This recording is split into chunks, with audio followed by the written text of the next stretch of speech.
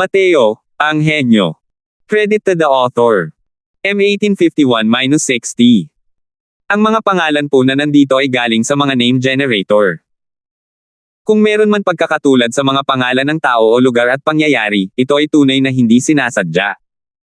Halos tumalon palabas ng lalamunan ang puso ni Caleb. Biglang dumating ang kaligayahan. Hindi, sandali, masasabi kong hindi naman nasayang ang maraming taon ng kanyang pagsusumikap. Si Amang Ama ay hindi pa rin nawawala ang kanyang pagkamaalalahanin. Swoosh! Swoosh! Swoosh! Ilang figure ang diretsong umakyat sa entablado, pinalibutan si Mateo sa gitna. Pero nagbago ang mukha ni Berting at galit na sinabi niya, "Tiyo, kahit gaano mo ako kasuklam-suklam sa paningin, hindi mo rin naman mapagkamalan ang itim at puti, di ba?" Walang kinalaman ang bagay na ito kay Mateo. Pakawalan mo siya, ako ang mananagot sa lahat ng kaso. Ang kasalukuyang si Berting ay talagang labis na nadismaya sa pamilyang Leng. Hindi niya kailanman hinaanggad na lumaban para sa kahit ano noon. Ngunit ang alimpuyo ng makamundong mundo ay nagpumilit na hilahin siya, pinupukaw siya hanggang sa siya ay madurog. Ang pakiramdam na ito ay medyo nagpapagod sa kanya sa pisikal at mental na aspeto. Dahil kay Mateo, nagawa niyang tumayo sa entablado ng marangal at lantaran ngayon, talunin si Caleb, at mabawi ang sarili niyang puso. Dahil kay Mateo, nagawa niyang makawala sa pagiging marumi at mahanap ang dating sarili. Ngayon, kung si Mateo ay mapapahamak dahil sa bagay na ito, hindi niya mapapatawad ang sarili niya kahit anong mangyari. Gayunpaman, lumungkot ang mukha ni Humber at sinabing, "Kawalang galang. Ang ibig mong sabihin ay nagsinungaling ako sa harap ng napakaraming tao." Paulit-ulit mong sinasabi na ganito si Caleb, ganyan, puro one-sided words mo lang yan. Paano ko malalaman kung ilang bagay na ang nagawa mo para bigwan ang pamilya Leng? Umatras ka. Parang abo ang kutis ni Berting, ngunit tumanggi siyang umatras kahit isang hakbang. Humarang sa harap ni Mateo at matigas na sinabi, "Hindi ako atres." Nandilim ang mukha ni Humber at sinabi niya, "Ipinapahayag ko na simula ngayon, ang posisyon ni Berting bilang batang patriarka ay aalisin na. Si Caleb ang bagong batang patriarka ng pamilya Leng. Atakihin ninyo ako, pabagsakin ninyo silang dalawa." Nang marinig ito ni Caleb, bumakas sa mukha niya ang bahid ng matinding tuwa. Sa loob ng maraming taon ng kanyang pangarap, sa wakas ay natupad na niya ang kanyang pangarap. Bukod pa rito, kung titingnan ang sitwasyon ngayon, mahihirapan si Berting na makatakas sa kamatayan. Hey! Alam ng isang tao kung kailan dapat sumuko at kung kailan hindi. Isa lamang siyang tagalabas, sulit ba ang mamatay para sa kanya? Sa kaibuturan ng kanyang puso, labis siyang hindi sumasang-ayon sa paraan ng paggawa ni Berting ng mga bagay-bagay. Ngunit dahil din dito kaya nagbigay ito sa kanya ng pagkakataong magsamantala. Sa pagkakataong ito, tumawa ng malakas si Dongjun at sinabing, "Hahaha, Humber, hindi mo na kailangang abalahin pa ang maliit na hayop na ito. Diretso ko siyang huhulihin at tatapusin ko na ang lahat." Bahagyang tumango si Humber at hindi nagsalita. Ngayong dumating na ito, kung sino man ang nakahuli kay Mateo ay ganoon din. Sa dagat ng kamalayan ng lalaking nakaitim, natural lamang na nakakita siya ng maraming bagay. Marami sa kanila ang nakasire pa sa interes ng pamilyang Leng. Pero may isang bagay, ang napakalaking bahagi ng mga bagay ay ginawa para sa kanya at kay Maxine. Sapat na ito. Hindi kaluluwa ni Caleb ang hinahanap niya. Nahihinuha lang niya ang layunin ni Caleb sa pamamagitan ng mga bagay na ito. Bagamat mali para kay Caleb na gawin ang mga bagay na ito para maging batang patriarka, hindi rin naman ito isang bagay na hindi mapapatawad. Ang pinakamahalaga ay likas na may empatiya si Humber para kay Caleb. Pinipigilan din siya noon ng kanyang kuya hanggang sa hindi na niya maiangat ang kanyang ulo. Hanggang sa nanganak siya ng isang napakabuting anak na babae, medyo gumaan naman ang pakiramdam. Kaya alam niya kung gaano kahirap para kay Caleb na makuha ang kanyang katayuan ngayon gamit ang kanyang pagkakakilanlan. Tumawa ng malakas si Dongjun at tumingin kay Mateo nang may pagmamalaki habang sinasabi, "Brat, wala ka ng init ng ulo ngayon, di ba? Ang lakas ng bibig mo, pero nakakalungkot, masyadong mahina ang lakas mo. Sa harap ko, Dongjun, isa ka lang langgam. Mga langgam, hindi ka makakatakas sa kontrol ko." Pagkatapos magsalita, pinakawala ng makapangyarihang mundo ni Dongjun ang kanyang sarili, at dumating na may kasamang alulong. Ang marahas na kapangyarihang pandaigdig ay mabilis na lumapit kay Mateo, nilimitahan ang lahat ng espasyo sa paligid niya. Mahuhuli lang si Mateo nang walang panlaban. Putok. Isang malakas na ingay ang narinig, at sumugod ang buong katawan ni Dongjun papunta sa singsing. Gayunpaman, wala na ang figure ni Mateo. Ito. Anong nangyayari dito? Nasaan si Mateo? Lahat ay tumingin sa eksenang ito nang may pagkamangha.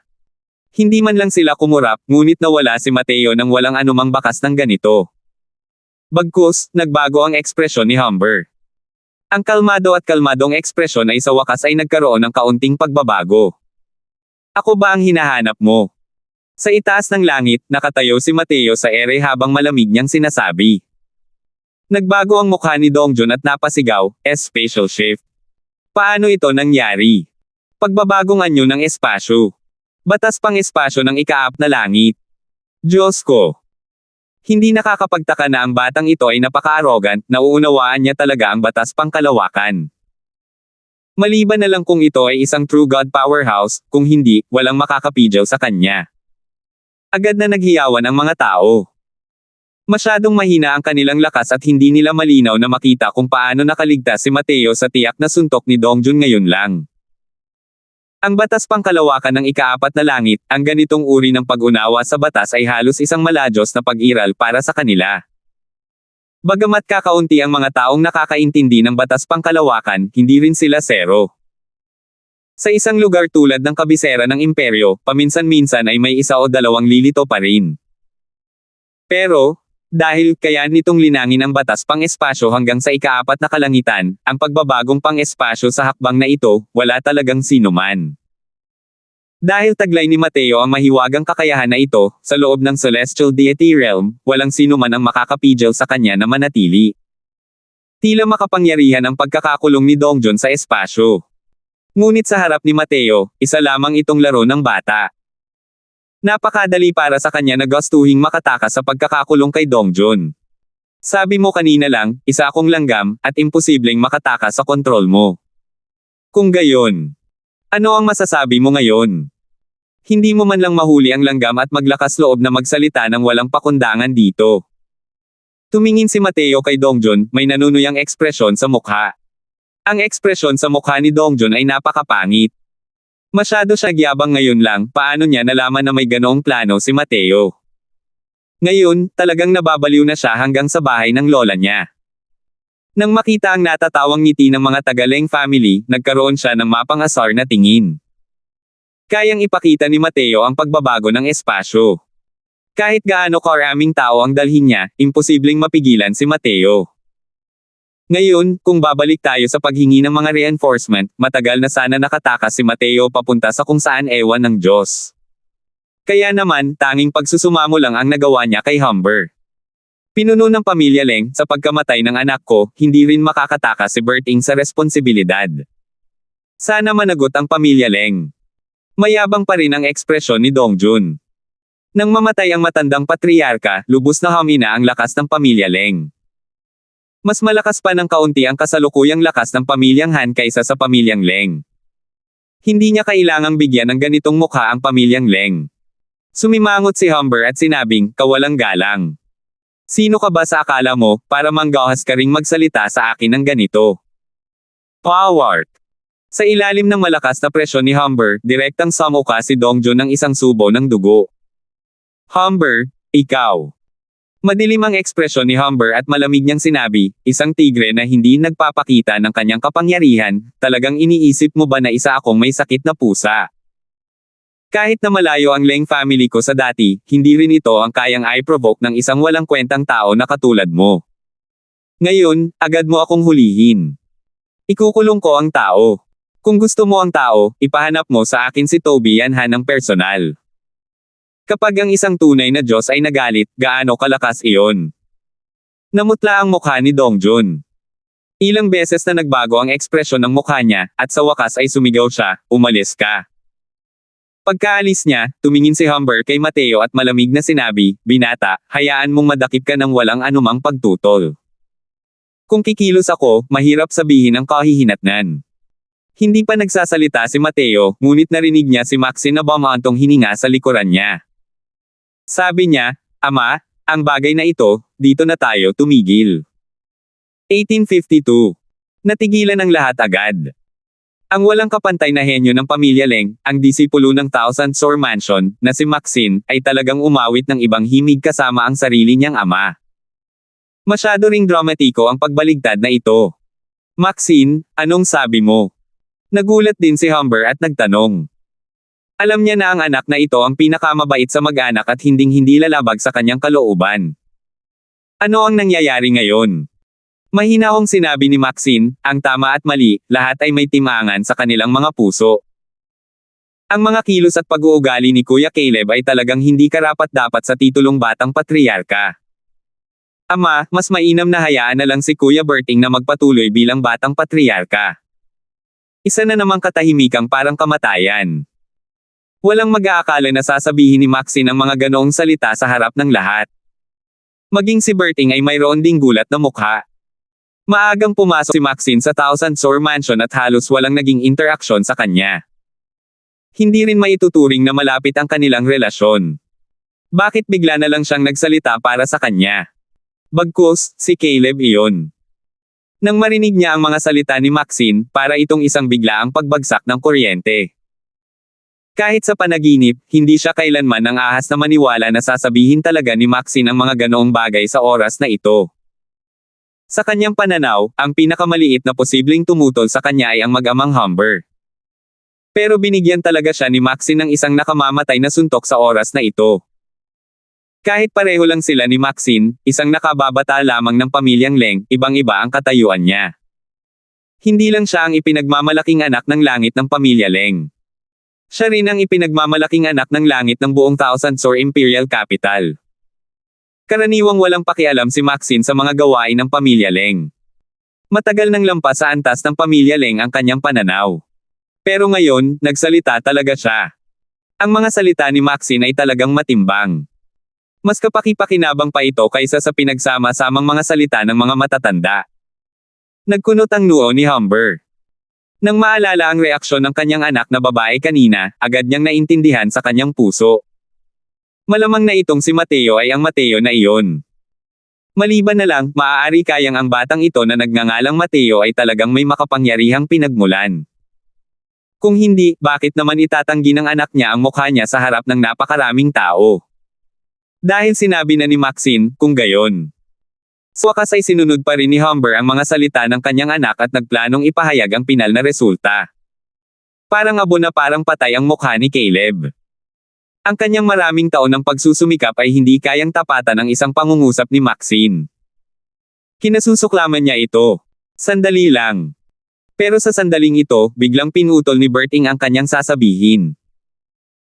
Kumunot ang noo ni Humber, ngunit narinig niya ang seryosong sinabi ni Berting, Kuya Caleb, sinabi ko na sa iyo noon, ang posisyong ito ng batang patriarka, wala akong pakialam doon. Ang mas pinahahalagahan ko ay ang relasyong pampamilya at pagkakaibigan. Nakakahiya lang na ang kuya na para bang ama at kapatid sa paningin ko noong unang panahon ay unti-unting lumalayo sa akin. Hindi rin ako pumunta ngayon para makipag-away sa iyo tungkol sa posisyong ito ng batang patriarka. Gusto ko lang sabihin sa lahat na ako, si Berting, ay hindi kailanman naisip na ipagpatuloy ang pagiging batang patriarka na ito. Mula sa araw na ito, ako, si Berting, ay nagbibitiw sa posisyon ng batang patriarka ng pamilya Leng. Ang biglaang pagbabago ng mga pangyayari ay nagpagulat sa lahat. Nang akala ng lahat na ang resulta ng paglabang ito para sa batang patriarka ay tiyak na mangyayari dahil sa isang hatol mula kay Maxine, si Berting mismo ang sumubok at gustong magbitiw sa posisyon ng batang patriarka. Tiningnan ni Mateo ang eksenang ito at palihim na ngumiti habang tumatango. Naunawaan niya na hindi marami ang mga kayang gawin ito tulad ni Berting. Kailangang malaman ng isa, ang pagiging isang batang patriarka ay nangangahulugan ng mas maraming mapagkukunan benepisyo sa paglilinang. Sa puntong ito, walang sino man ang malinaw na nag-iisip tungkol dito kaysa kay Berting. Pero, agad niya itong ibinaba, nang walang kinakalagkad na kahit ano palabas. Sa totoo lang, sa pananaw ni Mateo, kahit mahalaga ang mga mapagkukunan ng paglilinang, ang landas ay hinukay ng sarili. Gaano man kahalaga ang mga mapagkukunan ng paglilinang, hindi rin ito kasing halaga ng pagtahak sa sariling landas. Ang sariling lakas ay tunay na lakas. Maliban na lang, napakakaunting tao ang makakaintindi nito. Kumislap din ang mga mata ni Maxine, halatang gulat na gulat sa ginawa ni Berting. Ang kanyang mga abot tanaw ay lumampas na sa saklaw ng pamilyang Leng noong unang panahon. Ang dahilan kung bakit niya sinabi iyon ay dahil sa mukha ni Mateo. Hindi niya inaasahan na wala palang pakialam si Berting sa posisyong ito ng batang patriarka. Bigla, nakaramdam si Maxine ng nakakatawa. Parang nagkakatipon talaga ang mga ibon na walang katulad. Kung si Mateo iyon, gagawin din niya iyon, di ba? Kahit wala siyang gaanong komunikasyon kay Mateo, nahahalatin niyang si Mateo ay matigas ang ulo at masungit din, isang taong walang pakialam at walang inaalala. Walang secular na konsepto ang maaaring pumihil sa gayong tao. Matapos tumahimik sandali, tumango si Humber at sinabing, kalimutan na natin yan, magsialis na kayong lahat. Pag-uusapan natin sa ibang araw ang posisyon ng batang patriarka. Habang nagbibigay ng paalitang tagubilin ang pinuno ng pamilya, nagsealisan ang lahat, naiwan na lamang si Caleb, ang kanyang mga mata ay nanlilisik.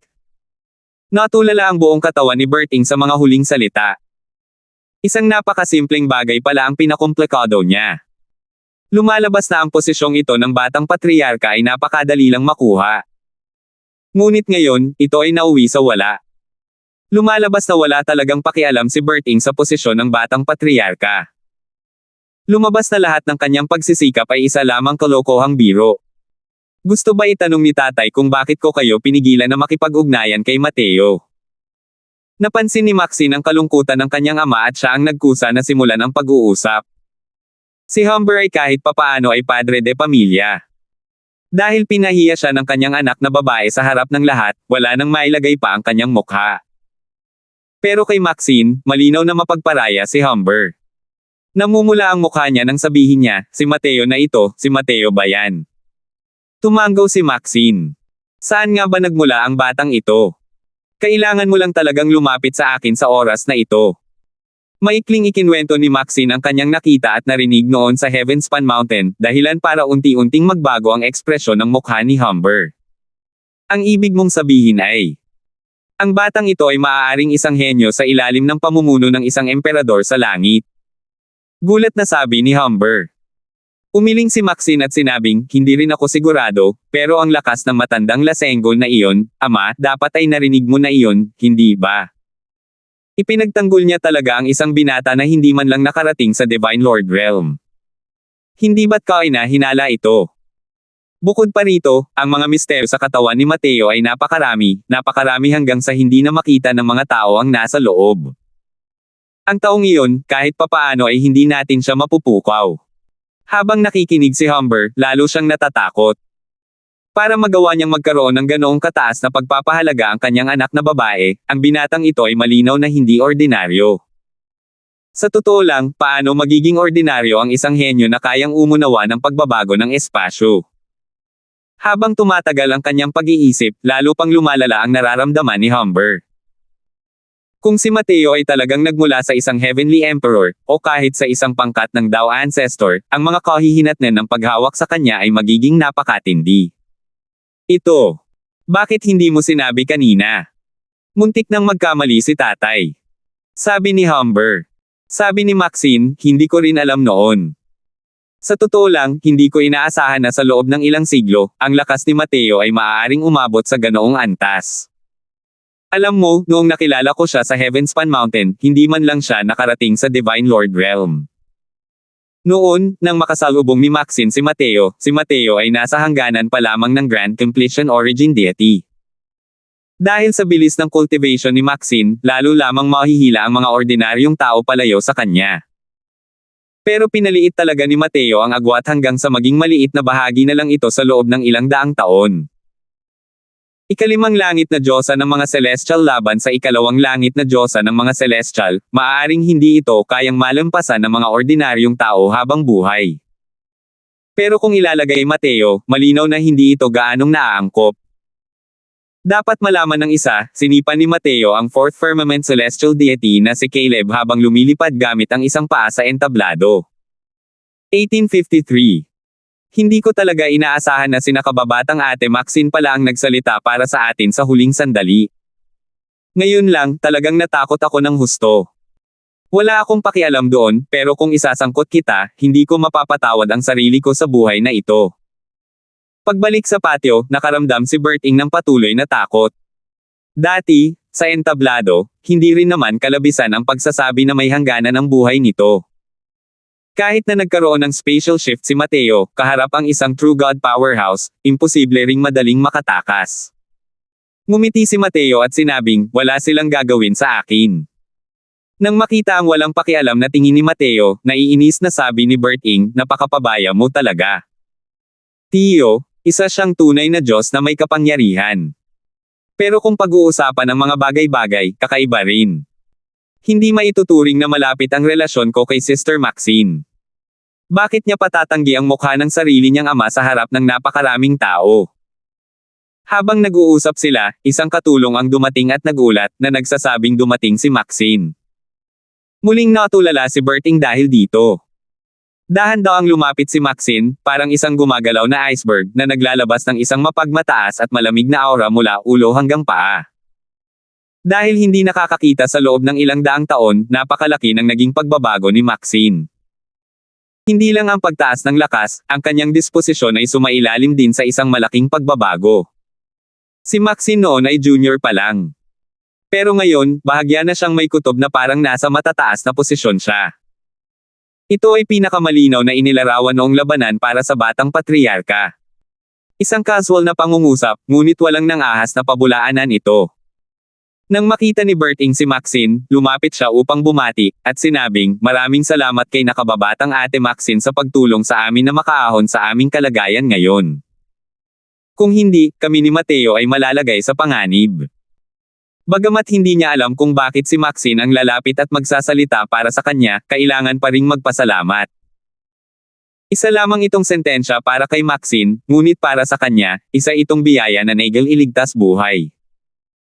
Dahil sa pasasalamat ni Berting, walang pakialam na sinabi ni Maxine, hindi kailangang maging magalang si Kuya Berting. Nagsasalita lang ako ng patas na salita. Pero hindi lang si Berting ang napunta sa tingin niya at sa Mateo na nasa likuran niya. Nihalata ni Berting ang tingin ni Maxine at hindi niya napigil ang magulat, kaya't lumingon siya at tumingin kay Mateo. Bahagyang ngumiti si Mateo at ibinuka ang kanyang bibig at sinabing, matagal nang humiwalay, ang eleganteng anyo ni Fairy Leng ay mas nagniningning pa kaysa noon.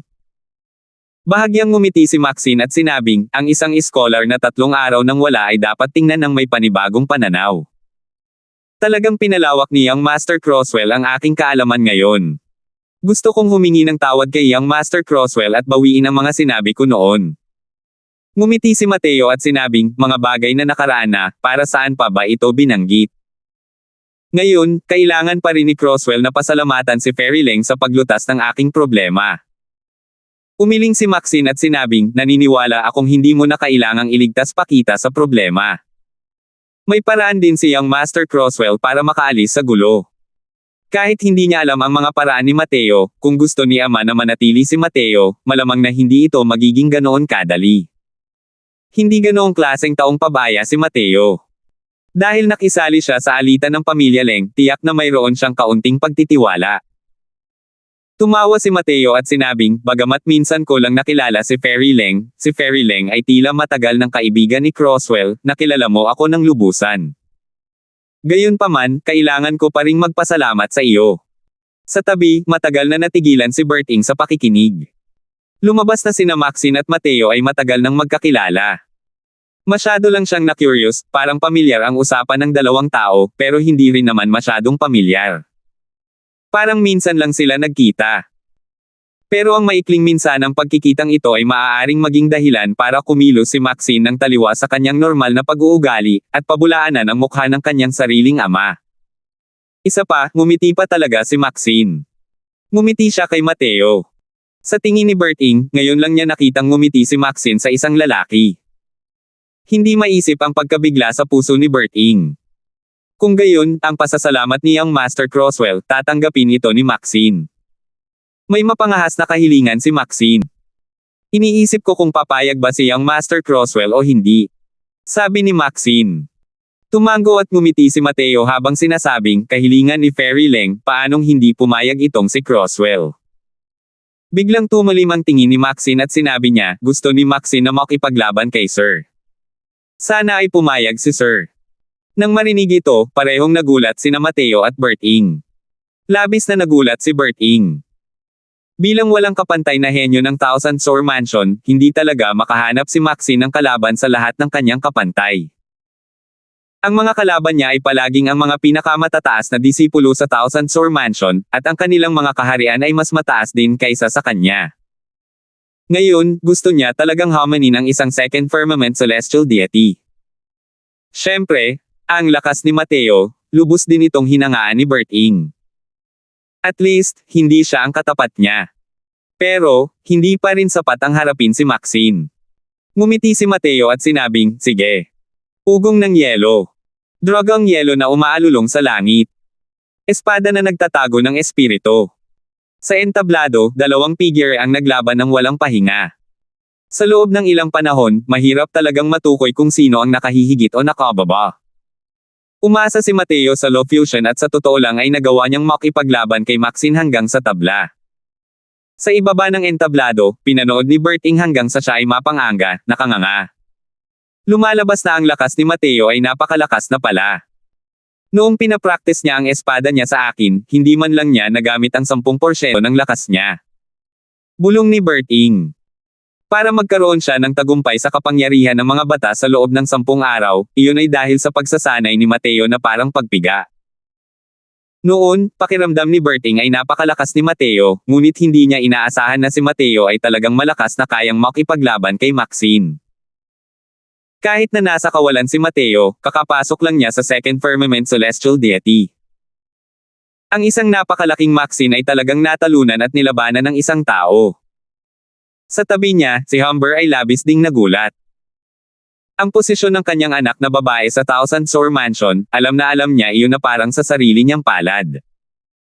Noon pa man ay ang anak niya na ang tumetalon sa realms at humahamon sa iba. Ito pa rin ang unang beses na nakakita siya ng taong tumetalon sa realms para hamanin ang anak niya. Nang makita ang eksenang ito, mas lalo siyang nakasigurado sa haka-haka ni Maxine. Swoosh! Swoosh! Dalawang figure ang naghiwalay ng magtama ang kanilang mga kamay, at bawat isa ay umatras palayo. Tumulo ang mga maliliit na butil ng pawis sa noo ni Maxine. At si Mateo ay nakaranas din ng pambihirang paghingal. Masyado pa ring malakas ang pakikipaglaban kay Maxine para sa kanya. Malamig na malamig ang ekspresyon ni Maxine, ngunit ang pagkabigla sa kanyang puso ay hindi kayang ilarawan ng mga salita. Sa unang pagkakataon sa buhay niya, naramdaman niya ang tinatawag na pakiramdam ng pagkatalo. Naalala niya noong nakilala niya si Mateo noon, minsan niyang sinabi na sila ni Mateo ay nakatadhana na hindi maging tao sa iisang mundo. Ngunit ilang daang taon na ang lumipas, ang pangungusap na ito ay tila napakahina. Kahit medyo mahina pa rin siya pagdating sa lakas, walang duda, nakarating na si Mateo sa mundo nito. Hindi ito may kakaila. Bukod pa rito, dahil sa pag-unlad nito, ang paglampas ni Mateo sa kanya ay usapin lamang ng panahon. Hindi lang talaga maisip ni Maxine kung bakit ang isang walang kapantay na talentong karakter ay mananatili sa engranding pagtatapos ng Origin Deity Realm ng hanggang 300 taon. Kung iisipin ngayon, isa lamang itong bagay na hindi maintindihan. Tunay ngang karapat-dapat si Fairy Leng na maging isang walang kapantay na henyo.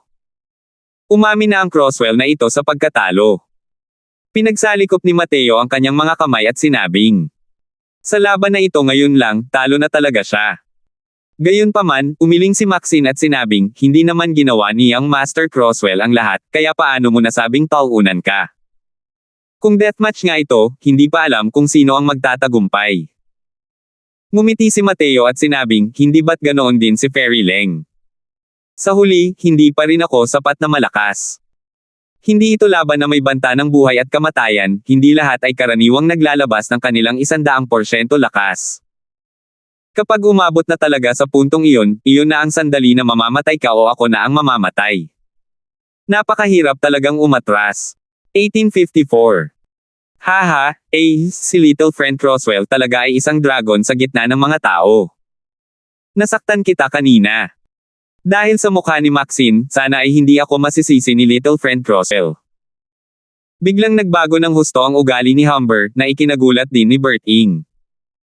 Dati, pagkatapos ng labanan para sa batang patriarka, si Humber ay magiging masungit pa rin kay Mateo.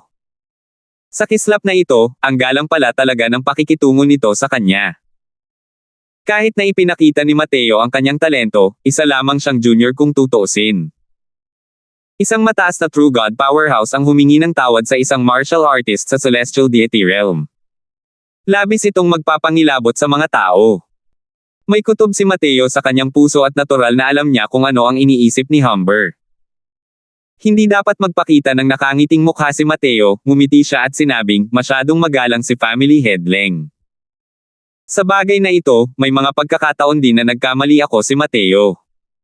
Sana ay maging mapagbigay si Family Head Leng para magpatawad.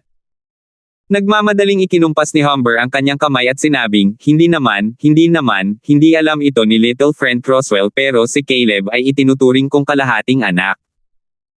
Kaya iba ang pananaw ko sa kanya kumpara sa iba, kaya nagkaroon ng hindi pagkakaunawaan. Ngumiti si Mateo at sinabing, si Leng, ang pinuno ng pamilya, ay isa ring taong pinahahalagahan ang mga damdamin, naiintindihan ni Mateo. Dahil walang hilig si Berting sa posisyon ng batang patriarka, bakit hindi ipasa ni Caleb ang posisyon ng batang patriarka sa pinuno ng pamilya na si Leng? Nailang si Humber nang marinig iyon, iniisip niya sa sarili na napakalakas pala ng batang ito. Gumawa ng mga konsesyon ang hakbang na ito para makakuha ng kalamangan, napipilitin siyang linawin ang kanyang posisyon. Nagbibiro lang siguro ang munting kaibigan. Malaking pagkakamali ang nagawa ni Caleb. Uutusan ko na sana ang mga tao na itapon siya sa mga piitan bilang babala sa iba. Kaya paano ko siya hahayaang kunin ang posisyon ng batang patriarka? Ngumiti si Humber at sinabi. Natulala si Berting habang nanunood sa tabi. Medyo malaki ang pagbabago ng ugali ni Humber. Nagdulot pa ito sa kanya ng ilusyon, pakiramdam niya ay medyo nagpapakumbaba si Humber. Sa totoo lang, kahit na isang makapangyarihang true god si Humber, hindi siya isang mabangis at ambisyoso na tao na determinado sa pagpatay. Sa kabaligtaran, medyo mahina ang loob niya. Kung hindi rin siya maaakit ni Caleb, ang ganitong uri ng nakababata. Ang dahilan kung bakit niya nakuha ang posisyon ay dahil sa lubos niyang pag-asa sa kanyang anak na si Maxine. Dahil isa siyang walang kapantay na mapagmalaking anak ng langit sa Thousand Sore Mansion, hindi magiging madali para sa pamilya Leng na hindi siya ituring na mahalaga. Pero kung pag-uusapan ang pagkatao, mayroon talaga siyang mga kapintasan at hindi siya angkop na humawak ng posisyon bilang padre de pamilya. Sa pag-iisip ng posibleng pinagmulan ni Mateo, binaliwala ni Humber ang pagiging mapagmataas ng isang true god realm dahil nag-aalala siya kay Mateo. Sa totoo lang, hindi rin naman siya maaaring sisihin dito. Ang bundok ng Heavenspan ang pangunahing lokasyon ng buong mundo ng Heavenspan. Mga paksayo na kumokontrol sa mga pasukan ng Heavenspan Mountain, wala ni isa ang hindi pinakamataas na puwersa ng Heavenspan World. Kalimutan na natin ang pamilyang Leng, kahit ang buong kabisera ng imperyo ay hindi rin kayang manggulo. At ang talento ipinakita ni Mateo ang lalong nagpatibay sa kanya sa ideyang ito. Hindi lang siya, pati si Maxine, halos pareho rin ang iniisip niya ngayon. Pero ang eksenang ito na tumama sa mga mata ni Berting ay hindi talaga totoo. Kung hindi mamasamain ni Little Friend Croswell, manatili ka na lang muna sa Leng family ko pansamantala. Magkaibigan kayo ni Berting, kaya naniniwala akong magkakasundo kayo ng maayos. May mga gamit pa ako at hindi nakita sasamahan, nakangiting sabi ni Humber. Tumanggaw si Mateo at sinabing, kung gayon, ako ang magpapataw ng utos sa pinuno ng pamilya. Kasabay nito, lumuhad si Dongjun sa harap ng pinuno ng pamilyang Han, si Toby Yan Han. Namuo ang luha at sipon sa kanyang mukha. Ulo ng pamilya, kailangan mong ipagtanggol si Dongjun. Isa lang ang anak ko. Ngayon, pinatay pa nga siya ng isang tao. Napakawalang galang ng Humber na yun, wala siyang respeto sa'yo. Kumunat ang noo ni Toby Yan Han. Hindi siya yung tipo ng taong mahina ang loob tulad ni Humber, na pinapatnubayan lang ng ilang salita ni Dongjun. Mas malakas pa ang lakas ng pamilya Han kaysa sa pamilya Leng. Hindi ito walang kaugnayan sa kanya, sa pinuno ng pamilyang ito. Matapos magmuni-muni sandali, sinabi ni Toby Yan Han, halika, pupunta tayo at hahanapin natin ang tao. Hindi kayang umabot ni Dongjun sa cultivation, malamang na mahirap din para sa kanya ang makapasok sa True God Realm sa buhay na ito. Ngunit ang kanyang talento sa pamamahala ay napakataas. Ang mga negosyo ng pamilyahan ay kadalasang pinamamahalaan ni Dongjun. Ngayon, si Dongjun ay binugbog ng isang tao, katumbas ito ng pagbibigay ng isang sampal sa pamilyahan. Isang ina po ng pamilyahan ang napatay at ang ama ay nasugatan pa ng mga tao. Kung siya, ang pinuno ng pamilyang ito, ay hindi susulpot, hindi ito maaaring maging makatwiran kahit ano paman. Sa pananaw ni Dongjun, pinipilit lang siya ng pamilya Leng na kumilos dahil lang sa isang bagay na may kinalaman sa mukha. Bilang isang pangalawang Diyos ng langit sa langit, hindi sulit para sa pamilyang Leng na lumaban hanggang sa wakas sa pamilyang Han. Sa sandaling kumilos siya, tiyak na madali siyang mahuhuli. Pero, nagkamali siya ng kalkulasyon. Nang harapin ang kahilingan ni Tobian Han para sa taong iyon, sinabi ni Humber ng may pekeng ngiti, kapatid na tiyanyo, si Mateo ang natatanging panauhin ng aking pamilya Leng. Kung ganito ang iyong paghingi ng kahilingan para sa taong iyon, malamang hindi ito angkop, di ba? Natigilan si Dongjun nang marinig niya iyon. Bago siya umalis, hindi ba't sumisigaw pa rin si Humber tungkol sa pagpatay kay Mateo? Paano naging panauhing pandangal ng pamilya Leng si Mateo sa isang iglap lamang? Nang marinig ang mga salita ni Humber, nalungkot si Tobian Han at sinabi, Padre ng pamilya Leng, malamang hindi tama na maging ganito ka, di ba? Na pinatay ni Mateo ang ina po ng aking pamilyahan. Kung hindi ko siya pupuksain, paano pa magpapakita ng mukha ang aking pamilyahan sa mga tao sa kabisera ng imperyo sa hinaharap? Malamig na sinabi ni Humber, bahala na yan sa pamilyahan mo. Wala kang kinalaman sa akin. Sa kabuuan, itong si Mateo, hindi mo siya maaaring hawakan. Sumanghal ng malamig si Tobian Han at sinabing, kung ipipilit kong hawakan. Maaari kayang makikipagdigma ang pamilyang Leng mo sa pamilyang Han ko. Tumawa si Humber at sinabing, sumama ka sa digmaan, takot ba sa inyo ang pamilya Leng ko?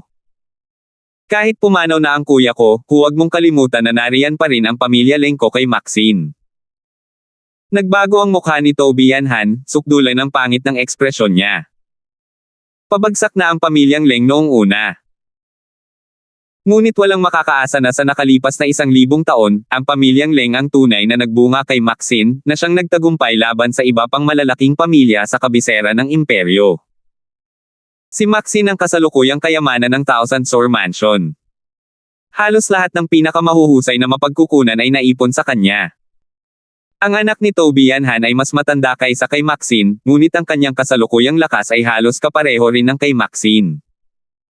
Kung talagang magkagulo ang pamilya Han at pamilya Leng hanggang sa puntong wala nang makabalik, tiyak na makikialam ang Thousand Sore Mansion. Umaasa si Humber dito na kaya niyang harapin ang nakakatensyong sitwasyon ng mahinahon. Huminga ng malalim si Tobian Han, hinaan ang tono ng boses, at sinabing, nakababatang kapatid na Humber, isa lamang itong batang Second Firmament Celestial Deity, kailangan pa bang maging ganito? Sumulyap si Humber sa kanya nang walang pakialam at nakangiting sinabi, bata ng Second Firmament Celestial Deity. Tobian Han? Matalino ka sa buong buhay mo, pero ngayon lang ulit naging tanga. Bahagyang nagulat si Tobian Han at nagtanong, anong ibig sabihin nito?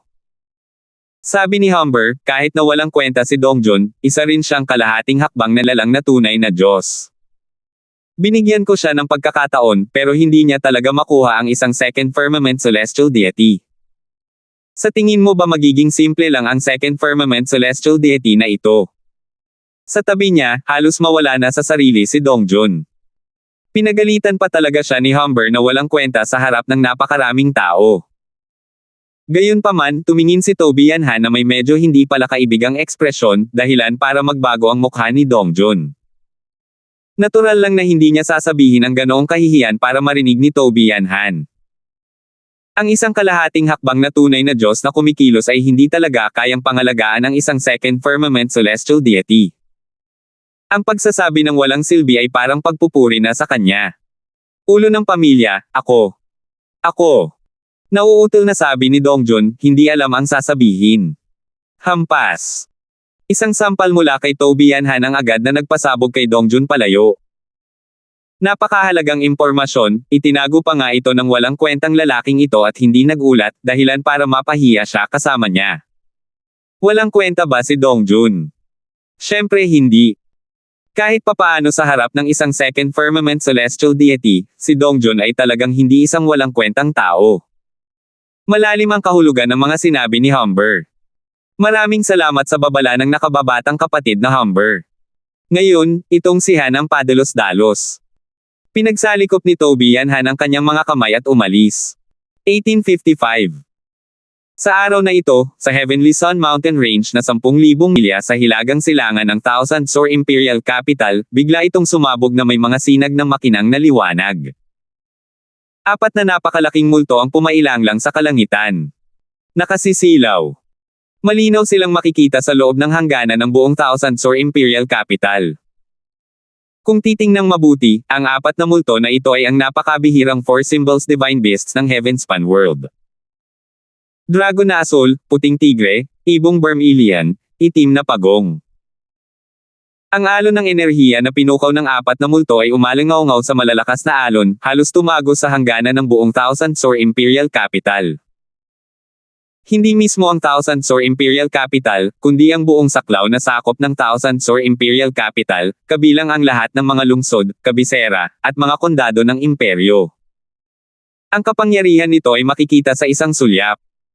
Sa oras na ito, ang bawat bibig ng apat na simbolo ng banal na mga halimaw ay nagbuga ng sinag ng liwanag, na nagtatagpo sa hangin. Sa gitna, unti-unting nabuo ang parang imahe ng isang matandang lalaki. Ang matandang ito ay ang Heavenly Empyrean Immortal Grove na aksidenteng namatay sa lugar na ito. Ang aking kapangyarihan ay walang kahalili, sayang ang pagtatapon nito. Kaya naman, iniwan ko ang immortal na tahanang ito, umaasang makahanap ng kahalili na magmamana ng aking manta.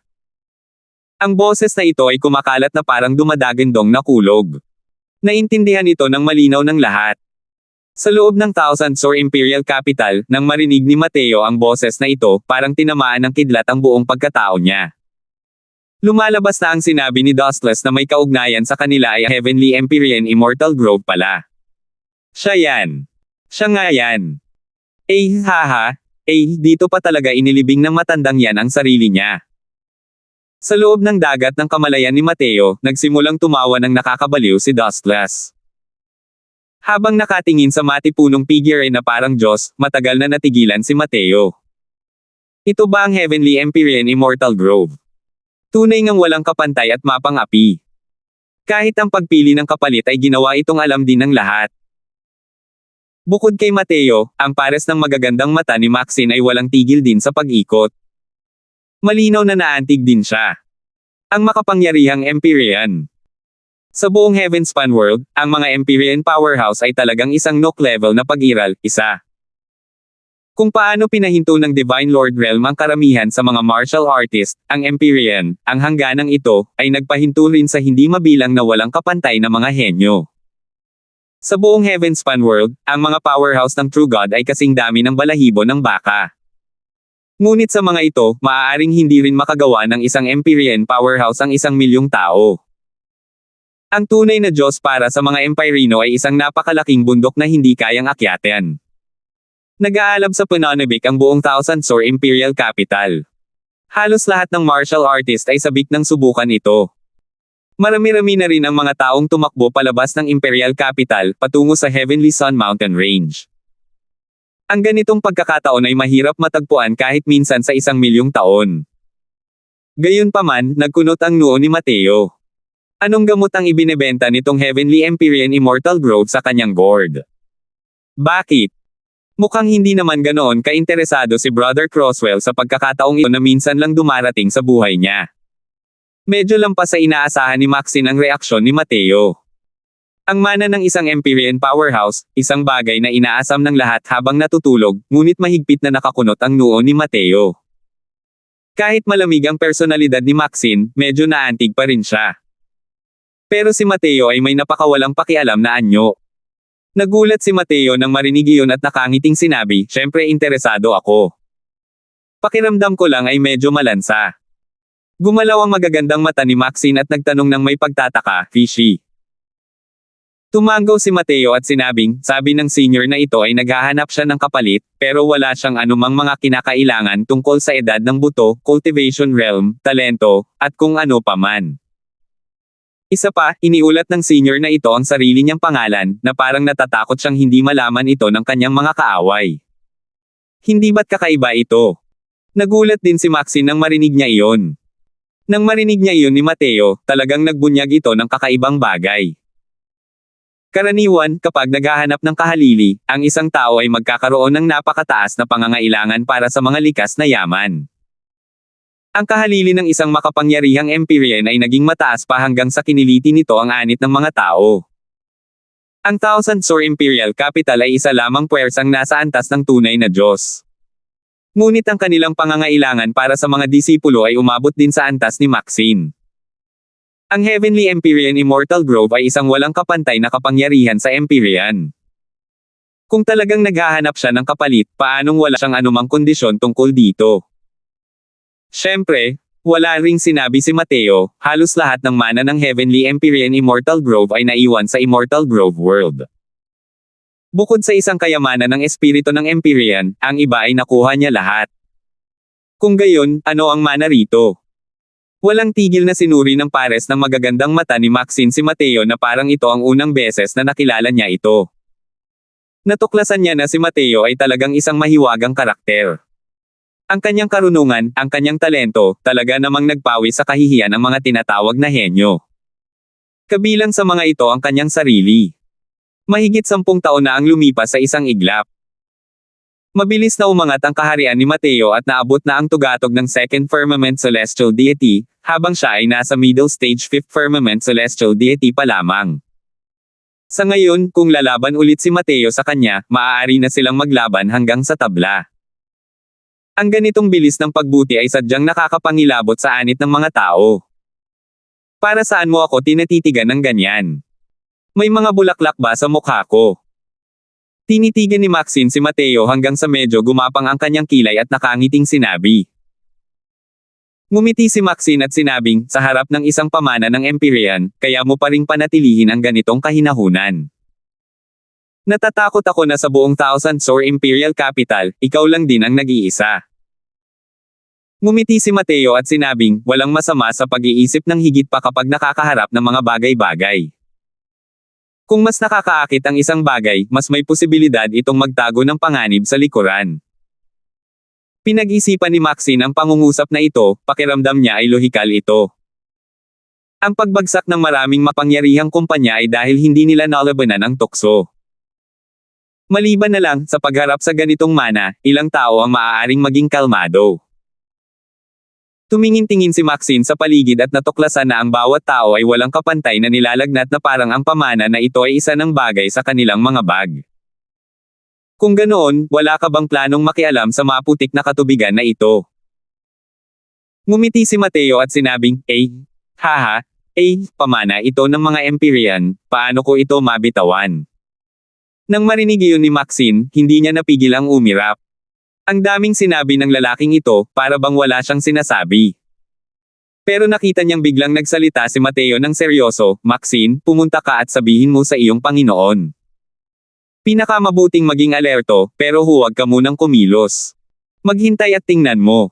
Malamang na hindi ganoon kadaling pasukin ang tirahang ito ng mga Empyrean. Pagkatapos ng mahigit 10 taon, naging matalik na magkaibigan na sina Mateo at Maxine. Kung tungkol naman sa Panginoon ni Maxine, siya rin ang pinuno ng Thousand Sore Imperial Capital.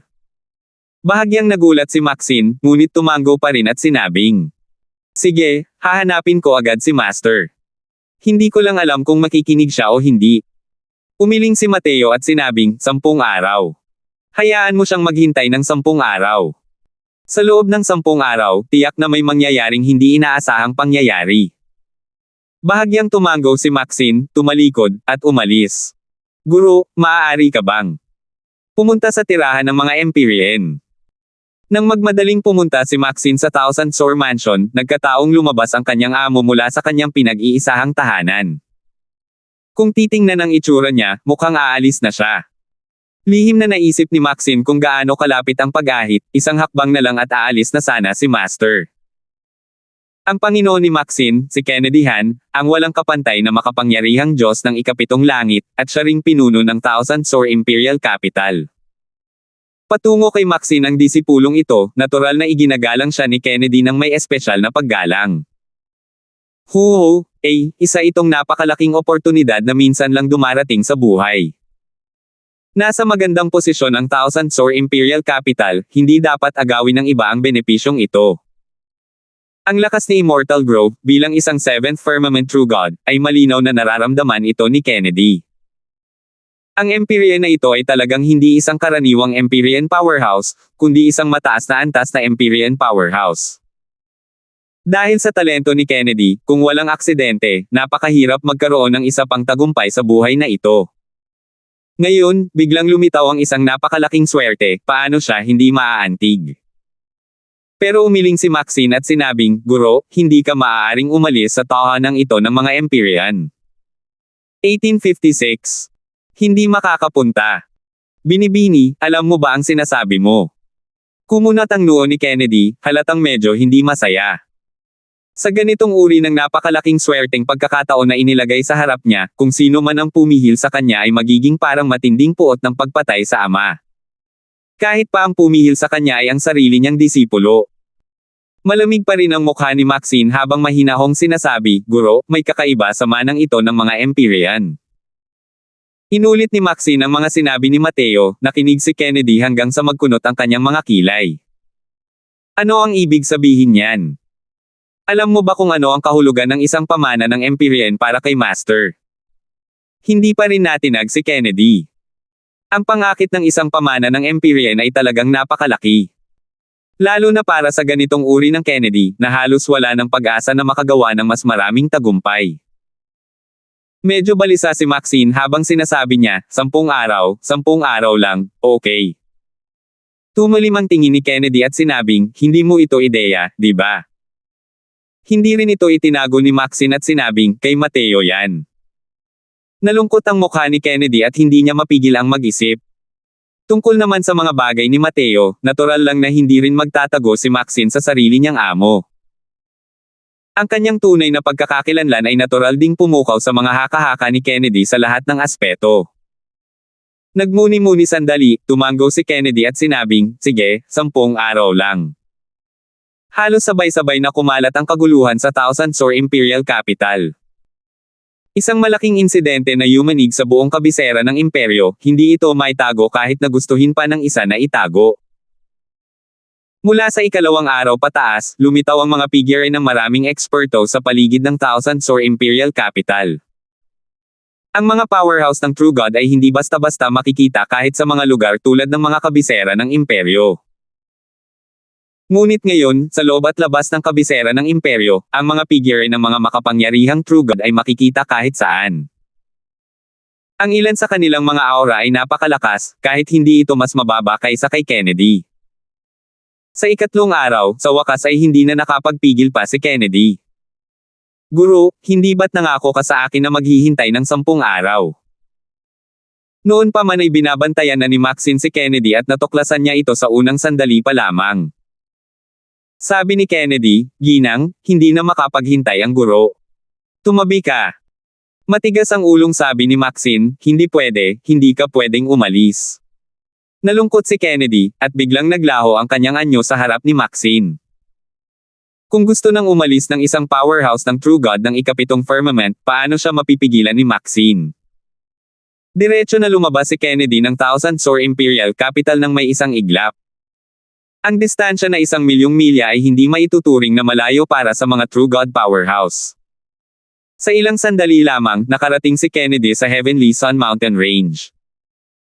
Nang maramdaman ang malalakas na alon na nagmumula sa tuktok ng bundok, nakaramdam si Kennedy ng matinding emosyon at medyo nang inag pa sa pagkabalisa.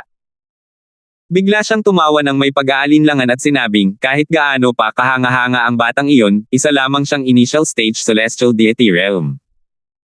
Anong kaalaman o karanasan ang mayroon siya? Ako, si Kennedy, ay determinadong makuha ito mula sa Empyrean legacy na ito. Pagkatapos niyang sabihin iyon, tumalon ang kanyang katawan at malapit nang tumalon papunta sa Heavenly Sun Mountain Range. Ngunit sa oras na ito, isang gumugulong na itim na hamog ang lumapit mula sa malayo at agad na dumating. Lumayo kayong lahat para sa inyong ama. Akin ang tahanan ng Old Fort Immortal Grove, ng Blackfiend. Power! Isang pangungusap lang at nasugatan na nito ang 7th Firmament True God na si Kennedy. At isa pa nga itong Area of Effect attack. Sa oras na ito, ang mga powerhouse ng True God na nakatago rin sa kabundukan ay malamang nakapareho niya, na nasugatan. Halimaw na lahing Empyrean. Nagbago ang mukha ni Kennedy at napasigaw siya sa gulat. Ang itim na ambon na ito ay malinaw na isang Empyrean-level powerhouse ng lahi ng mga demonyo. Hindi inaasahan ni Kennedy na magkakaroon pala ng isang Empyrean powerhouse na mabilis na aalis. Bukod pa rito, isa pa itong makapangyarihang Empyrean na may lahing demonyo. Niloko ako ng lalaking bastos na si Mateo. Hinampis ni Kennedy ang kanyang hita at sinabing may walang katapusang pagsisisi at inis. Kung papasok siya sa Heavenly Sun Mountain Range sa unang sandali, tiyak na makakagawa siya ng inisyatiba. Ngayon, kahit isang Empyrean powerhouse ang kumilos na, ano pa ang kinalaman nito sa kanya? Kaya naman, gusto na niyang tanggalin ang mga buto ni Mateo ngayon din. Ang ganitong uri ng maswerteng pagkakataon ay hindi kailanman maaaring matagpuan. Isang pagkakamali lang at magdudulot ito ng walang hanggang pagsisisi. Wala na siyang magawa kundi panoorin ang itim na hamog na bumabagsak sa kabundukan at magdalamhati sa awa. Di nagtagal, nang tuluyang matakpan ng itim na hamog ang kabundukan, si Kennedy ay nagpakita ng kawalan ng pag-asa. Wala nang kinalaman sa kanya maswerteng pagkakataong ito. Ngunit sa oras na ito, isang matinis na sigaw ang dumiretso sa langit. Ang itim na ambon na dati bumuhos muli ng malakas. Nagbago ang mukha ni Kennedy. Nang tumingin siyang muli, ang itim na ambon na iyon ay naging malabo at madilim na bumubuo ng matinding kaibahan sa kahangahangang momentum na iyon kanina. Old Fort Immortal Grove, bakit malakas ka pa rin kung patay ka na? Malungkot na sigaw ng itim na hamog na iyon. Hey, day muhong asong pangkarera, simula nang dumating ka, paano kita hahayaang makatakas? Mamatay ka para sa akin. Isang kawalan na nakaranas ng maraming pagbabago sa buhay ang kumalat, kasunod nito, isang sinag ng liwanag ang sumikat sa kalangitan mula sa loob ng hanay ng bundok, direktang tumatama sa ulap ng itim na hamog. Agad na tumahimik ang mundong ito. Sunod-sunod ang tingin na tumingin sa langit, gulat na gulat.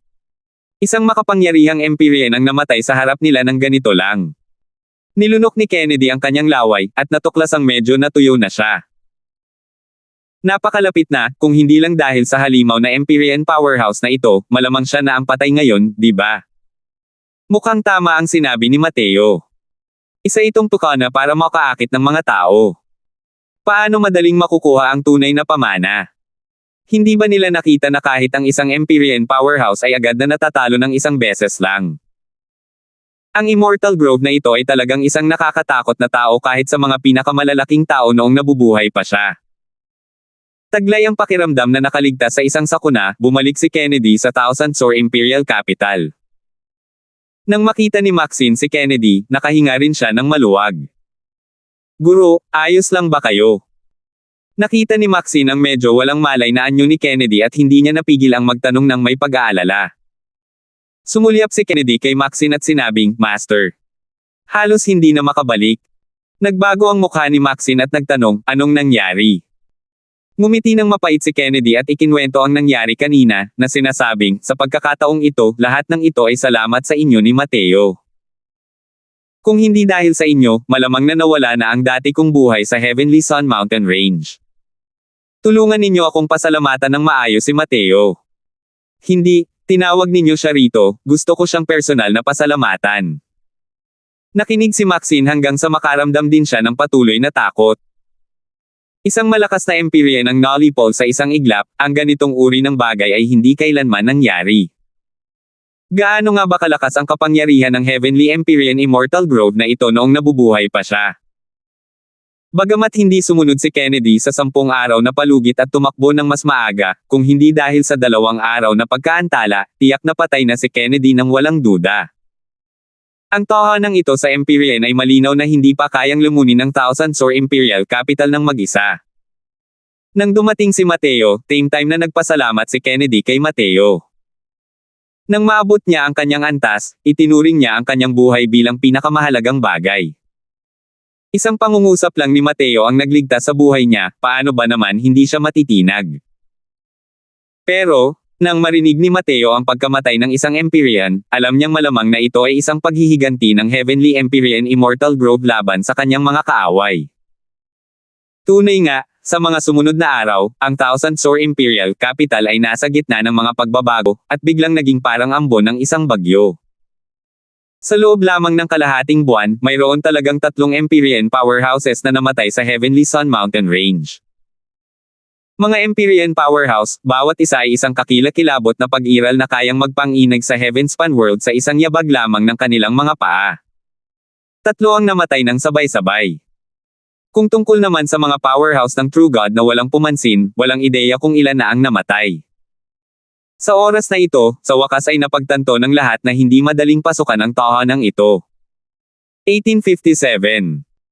Ang pagbagsak ng 3 Empyrean ay hindi nakapigil sa mga makapangyarihang iyon sa pagsulong ng sunod-sunod. Gayunpaman, wala ni isa sa mga powerhouse na nakapasok sa Heavenly Sun Mountain Range ang nakabalik ng buhay.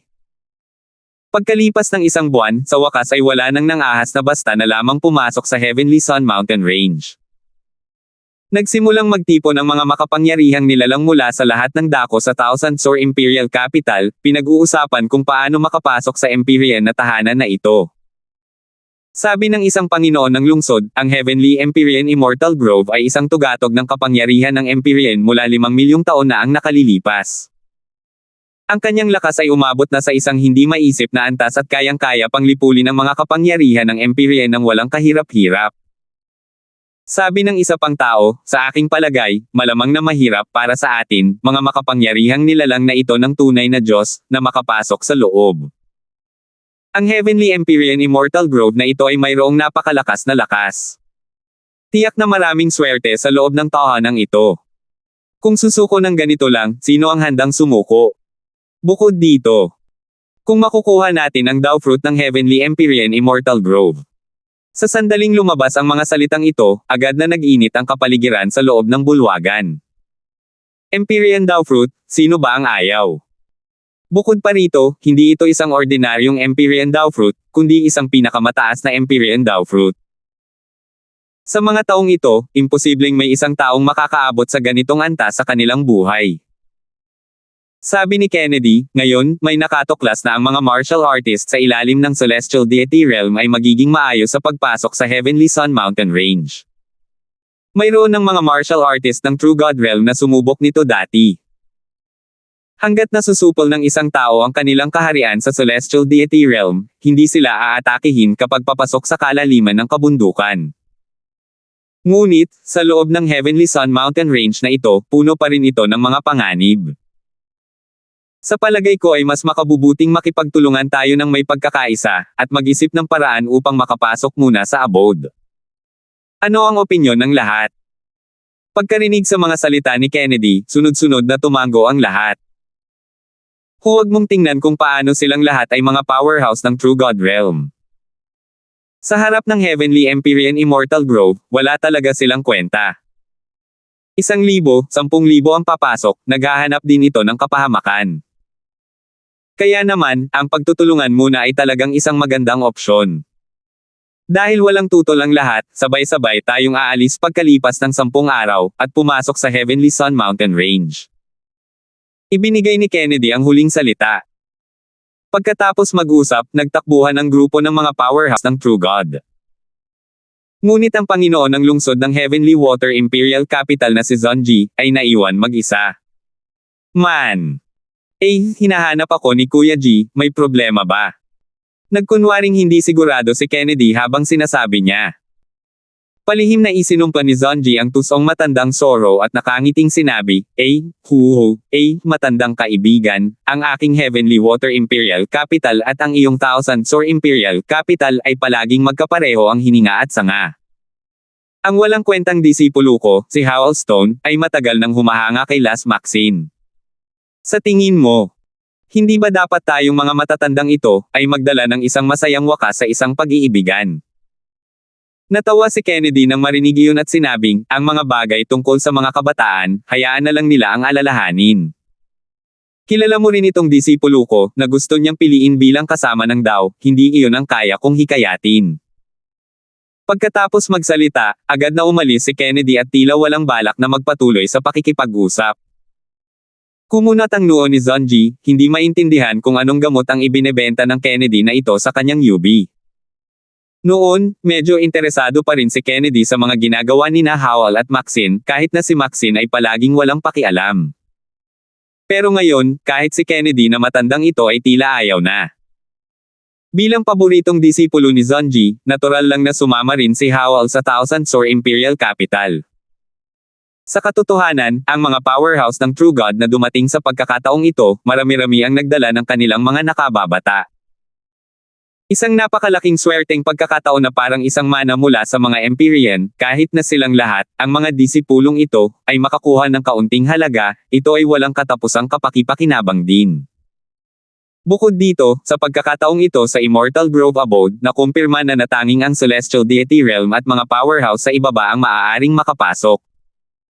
Pero sa oras na ito, nakapasok na mismo si Howell Stone sa Thousand Sworn Mansion. Itong Junior Apprentice Brother, iniisip ko kung nasa Thousand Sworn Mansion ba ang Junior Apprentice Sister na si Maxine.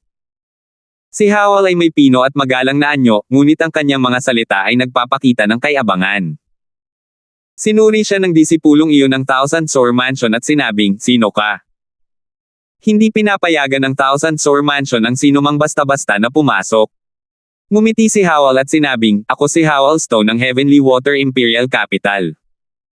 Si Junior Apprentice Sister Leng ang eksaktong fiancé, karapatang ari na ito ni Stone.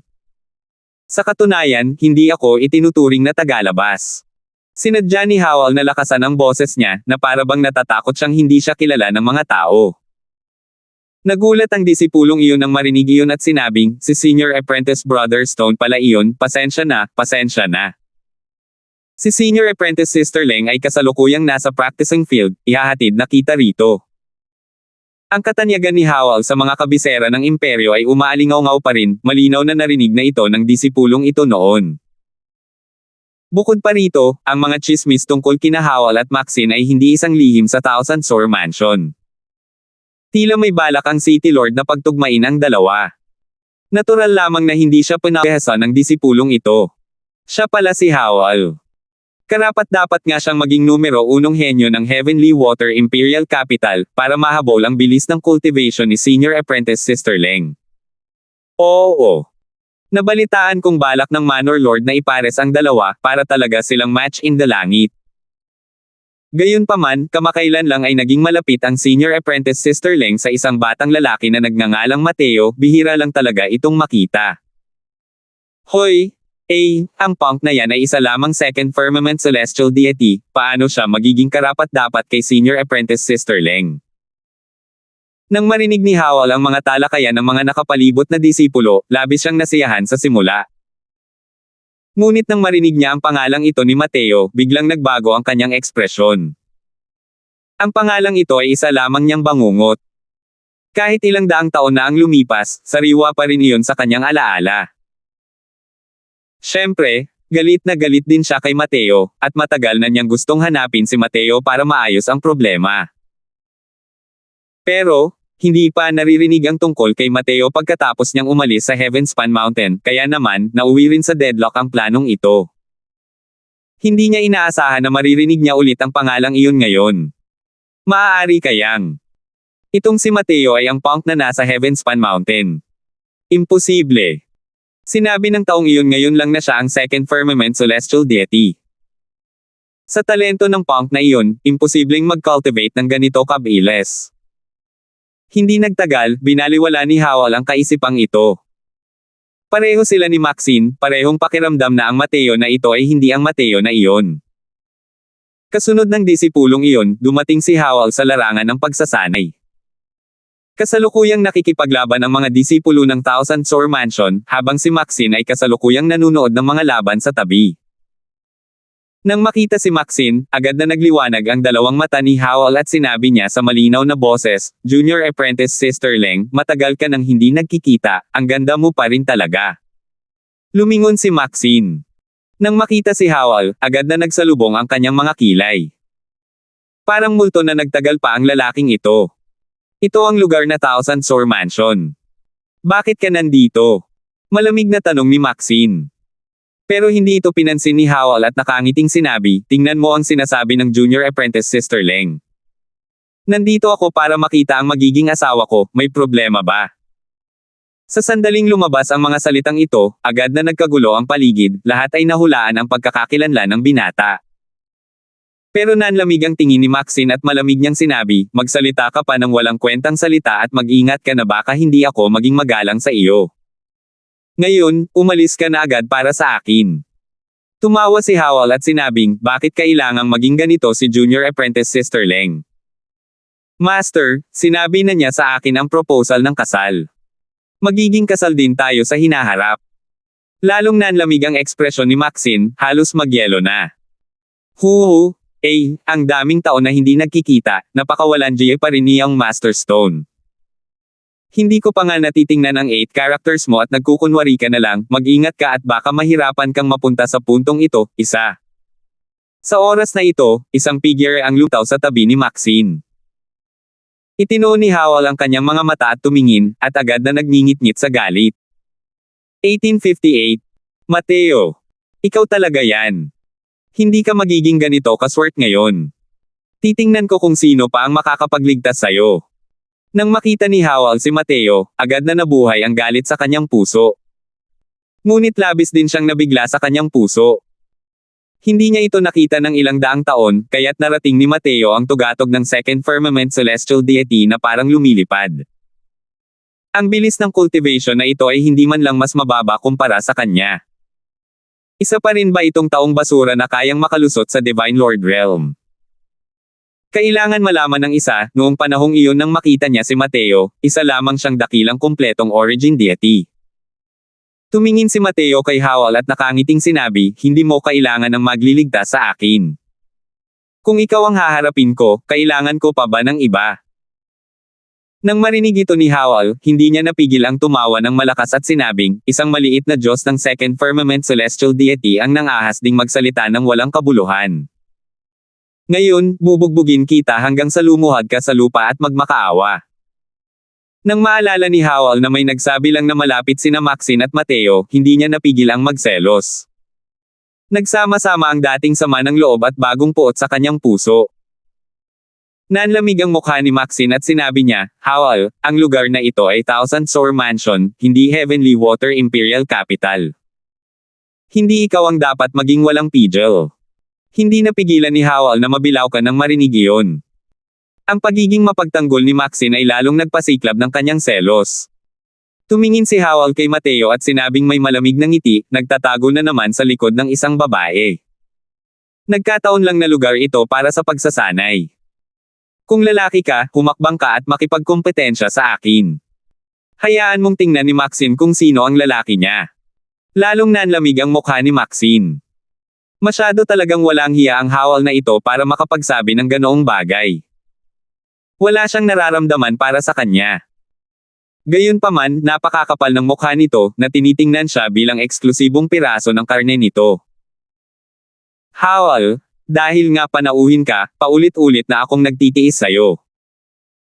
Kung magsalita ka pa ng walang kwentang bagay, hindi ako magiging magalang. Sabi ni Maxine. Hindi pa rin natinag si Howell.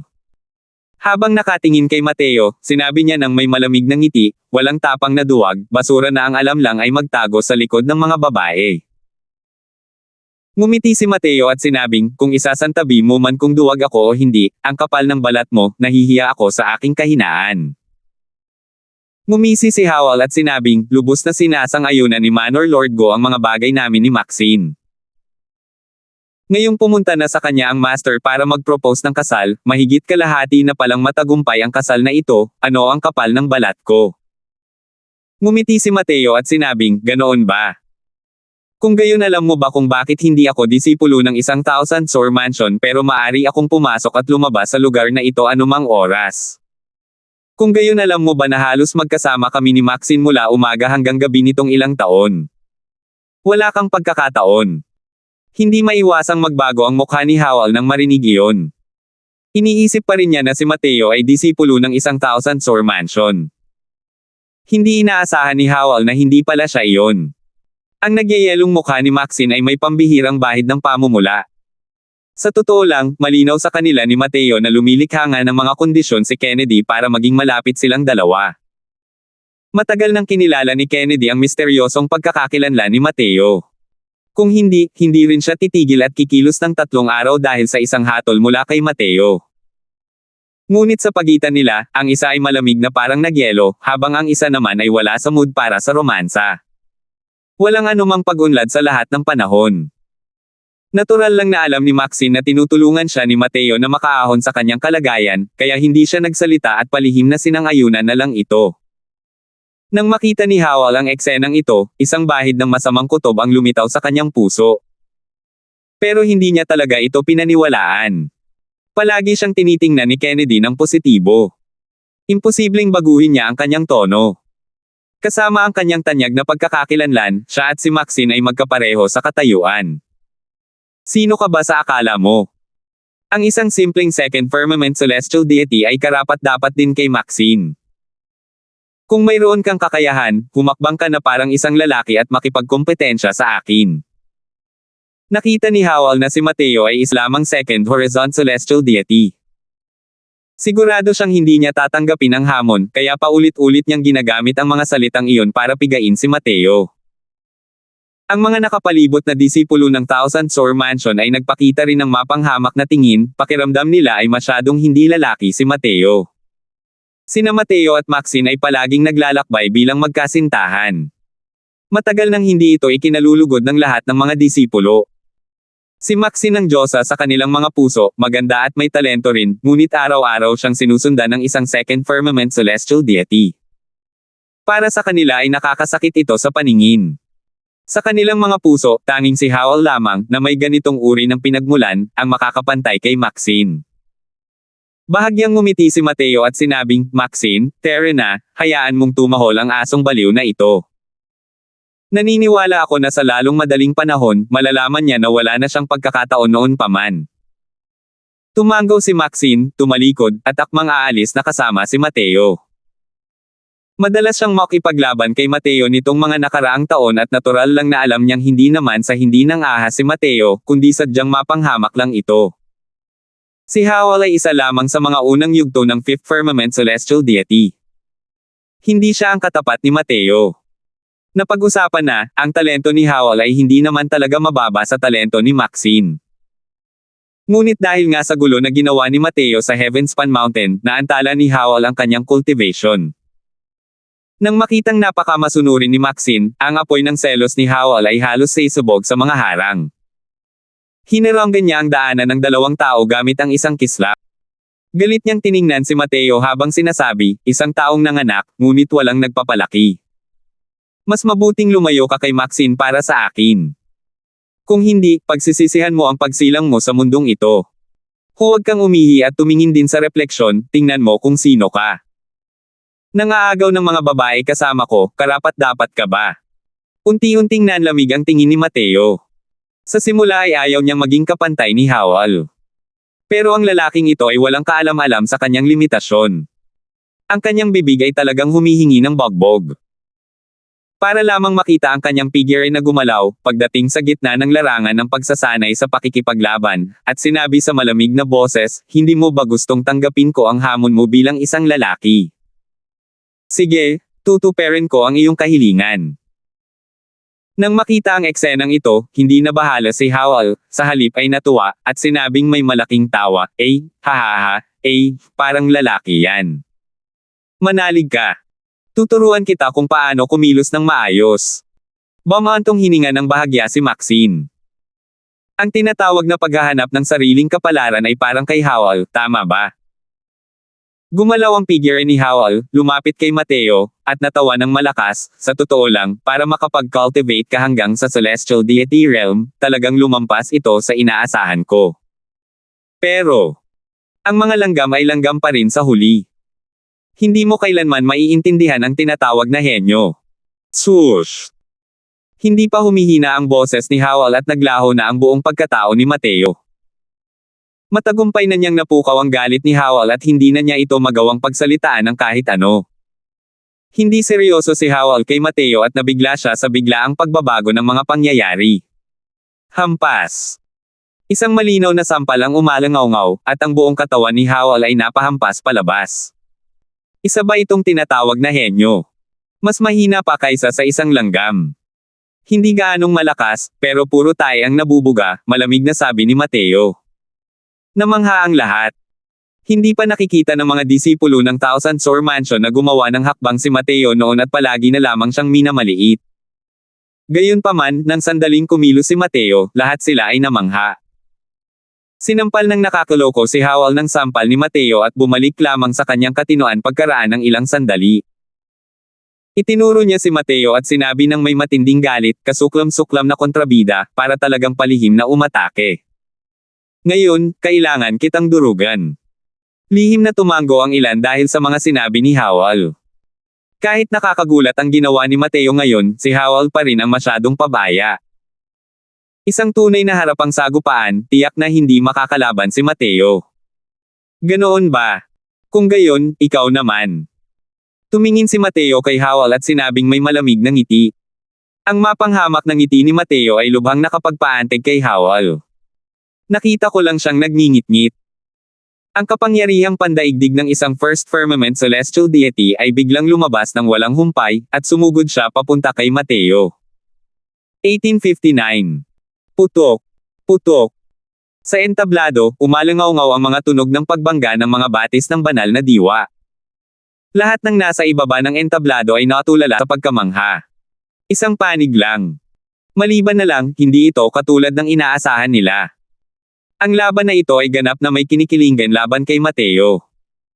Sa ilalim ng kakaiba at di maarok na teknik ng paggalaw ni Mateo, si Howell ay lubusang inaabuso. Bakit? Bakit ganito? Ang talento ni Howell ay nangunguna rin sa listahan sa iba't ibang pangunahing kabisera ng imperyo. Sa katunayan, inaabuso siya ng isang second firmament celestial deity. Hindi nakakapagtaka na si Senior Apprentice Sister Leng ay magkasamang pumupunta sa kung saan-saan bilang magkasintahan. Ganito pala ang nangyari. Labis na nagulat ang mga disipulo ng Thousand Sore Mansion. Hindi nila inaasahan na ang Mateo na karaniwan nilang minamaliit ay talagang napakalakas. Ang ikalimang langit na Diyos na si Howell ay agad na inabuso, nang walang anumang kalabuan.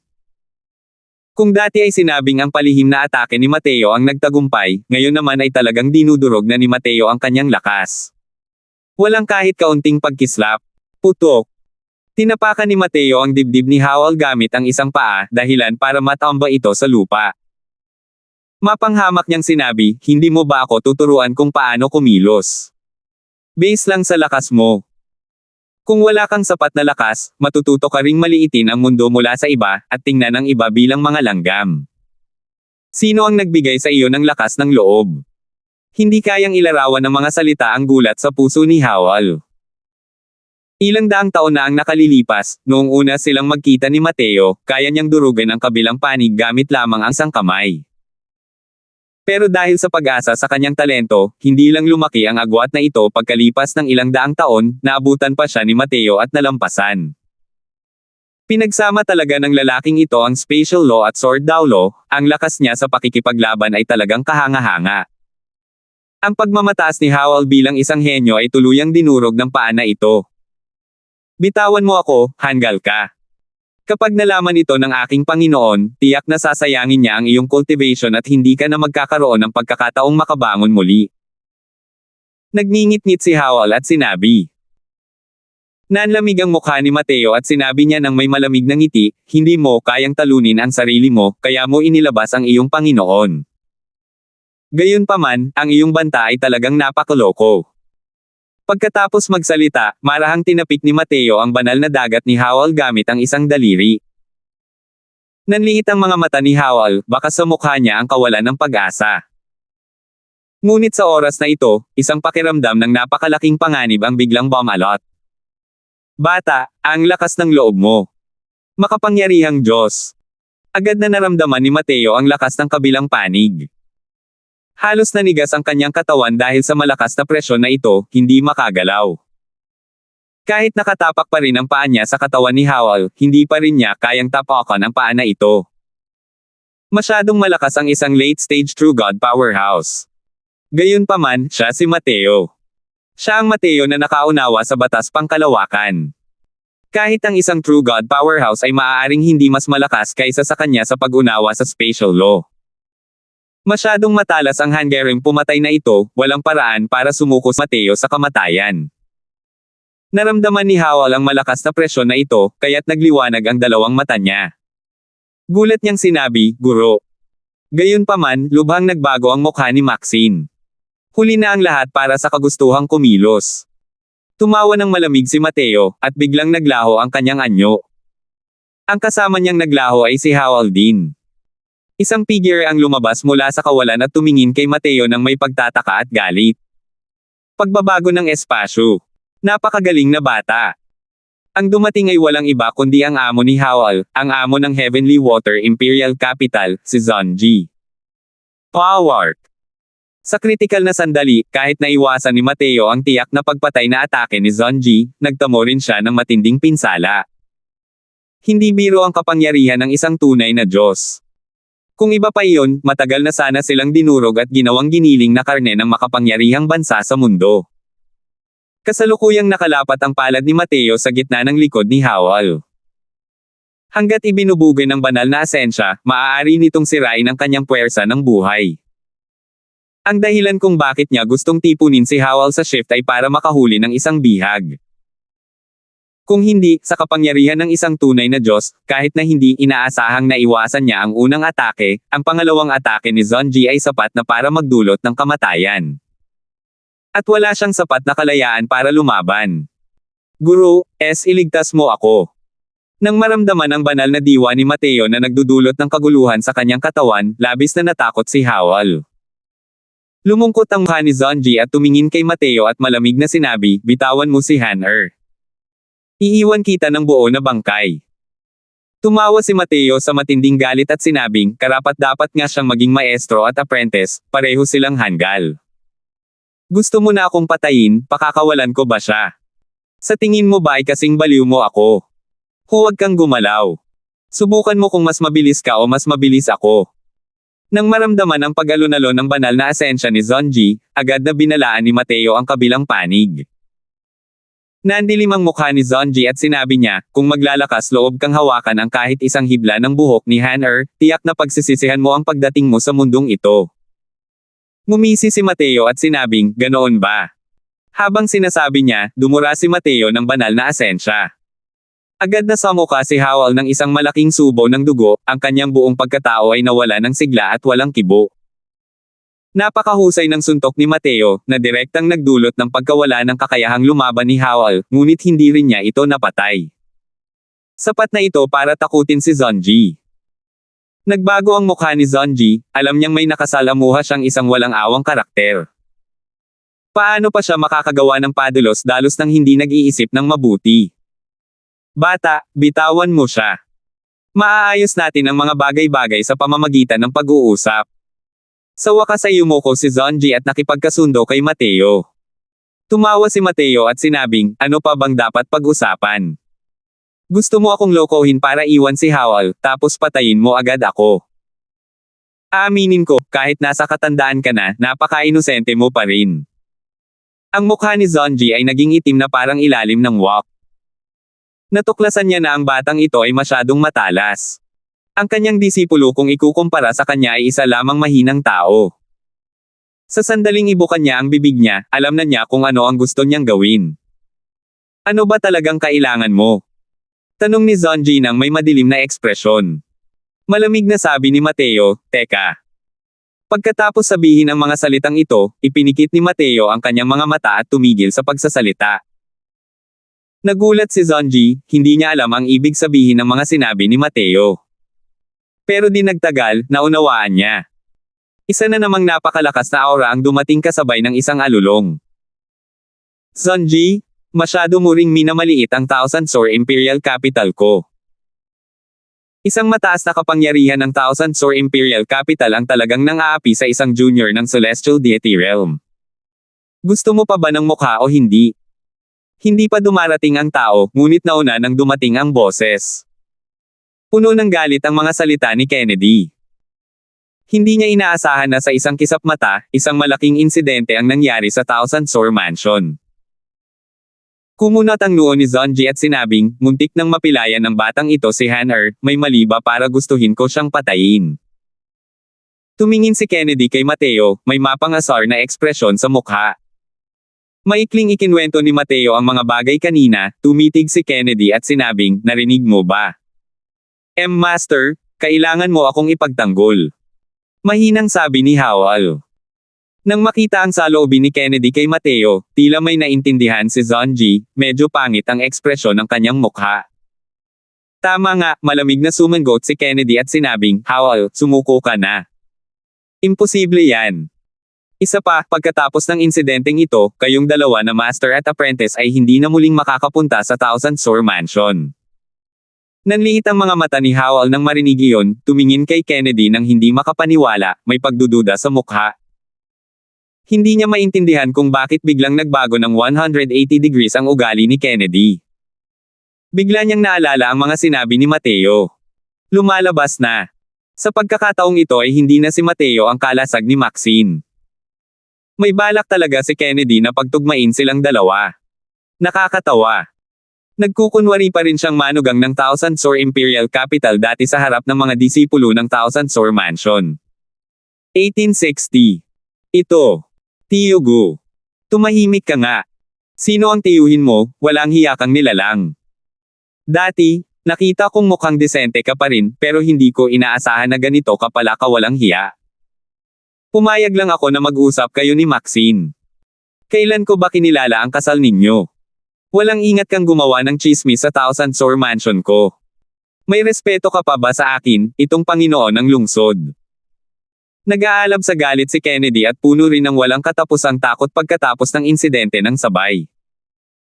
Kung mamamatay si Mateo sa kamay ni Zonji, maaaring dumanas ng isang kapahamakang apokaliptiko ang buong Thousand Sworn Imperial Capital. Mabuti na lang at naiiba si Mateo sa mga ordinaryong tao at nakaligtas sa kamay ni Zonji. Labis din itong ikinagulat niya.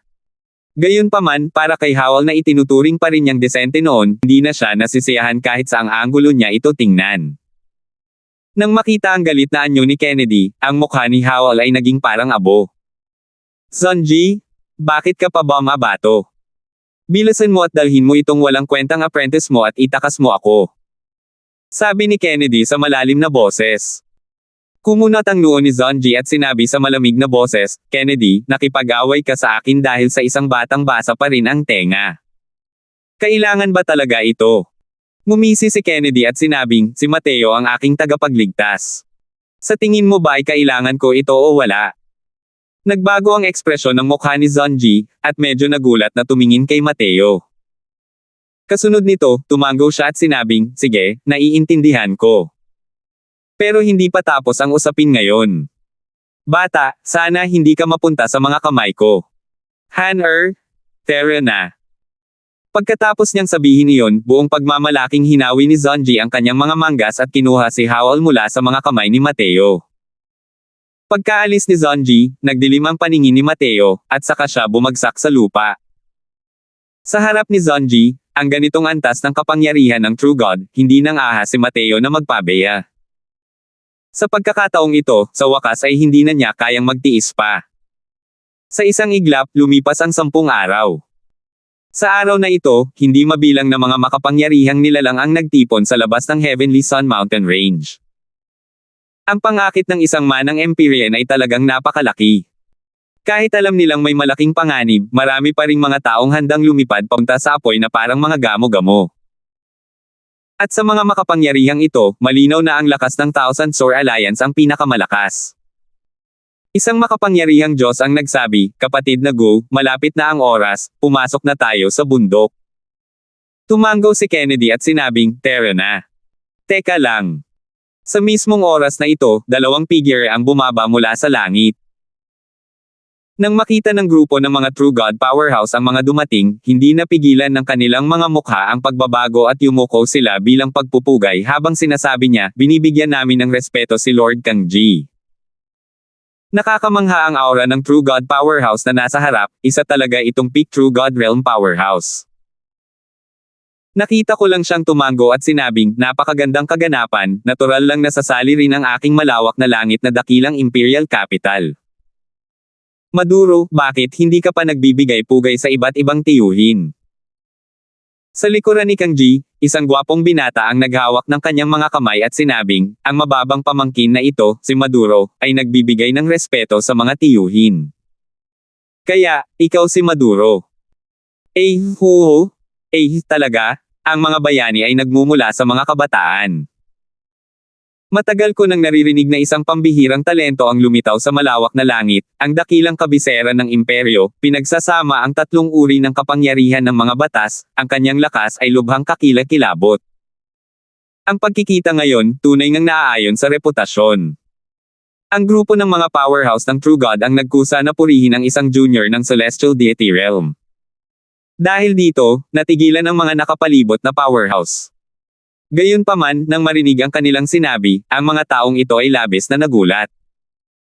Para sa mga henyo, maraming nakakaintindi ng dalawa, o kahit tatlong uri ng kapangyarihan ng mga batas. Ngunit, ang mga kayang pagsamahin ang dalawang uri ng kapangyarihan ng batas ay nasa minorya, lalo na ang pagsasama ng tatlong uri ng kapangyarihan ng batas. Ang mga kayang pagsamahin ang tatlong uri ng kapangyarihan ng mga batas ay walang dadang pawang mga walang kapantay na henyo na isa sa 10,000. May pagmamalaking tingin si Maduro, tinanggap ang mga papuri ng grupo ng mga makapangyarihang tao nang walang pag-aalinlangan. Malinaw na matagal na siyang nasasanay sa ganitong eksena. Matagal nang hinahangaan ni Howell ang dakilang pangalan ni Brother Maduro Shu. Sa pagkakakita niya ngayon, sapat na ang hindi pagsisisi sa loob ng 3 buhay. Ayaw magpabeya ni Howell at sumulong upang mambabola. Sumulyap si Maduro sa kanya at mahinahong sinabi, kung gayon, ikaw si Howell. Narinig ko na ang tungkol sa iyo dati. Sa ilalim ng mga kabisera ng imperyo, ang iyong talento ay napakahusay. Nagulat si Howell at sinabing, nabalitaan na ako ni Brother Shu dati. Talagang nabibighani si Howell sa papuri at karangalan. Malamig na sabi ni Maduro, pero narinig ko na dati na sa mga kabisera ng imperyo, mayroon pa ring isang mapagmataas na anak na babae ng langit na si Maxine, na ang talento ay higit pa sa iyo. Sino kaya iyon? Hindi inaasahan ni Maxine na tatawagan siya ni Maduro at medyo labag sa loob na humakbang paarap. Binati niya ito habang nakatiklop ang mga kamay sa ibabang kanang bahagi, at sinabing, ang mababang loob na ito, si Maxine, ay nagbibigay pugay kay Sir Shu.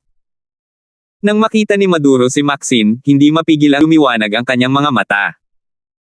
Sa wakas ay nagpakita ng kaunting ngiti ang kanyang mukha at tumango, hindi ko talaga inaasahan na si Miss Leng ay may walang kapantay na hitsura. Miss Leng? Ang paglalakbay sa Heavenly Sun Mountain Range, ikaw ang host at kailangan mo akong alagaan ng mabuti. Kumunat ang noo ni Maxine at sinabing, huwag kang maglakas loob. Sa biyaheng ito, kailangan ko pa ring umasa sa mga tiyuhin para sa karagdagang suporta. Sa sandaling makita ito ng mga taong may matatalas na mata, alam na nila na may gusto si Maduro na ito kay Maxine. Nakangiti rin si Kang Ji at walang sinasabi sa isang tabi. Napakataas ng abot tanaw ni Maduro.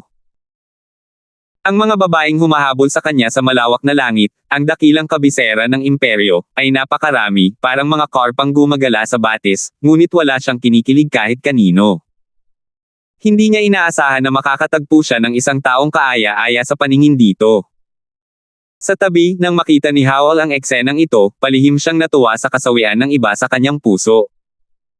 Imposible na para sa kanya na makuha si Maxine. Pero dahil nasa kalagitnaan na ng pag-atake si Maduro, gusto niyang makita kung ano ang kaya ni Mateo na kalabanan ang kalaban. Kung pag-uusapan natin itong si Maduro, isa nga siyang walang kapantay na henyo. Kapareho lang ng edad nila ang edad niya, pero isa na siya sa pinakamataas na antas ng 6th Firmament Celestial Deity.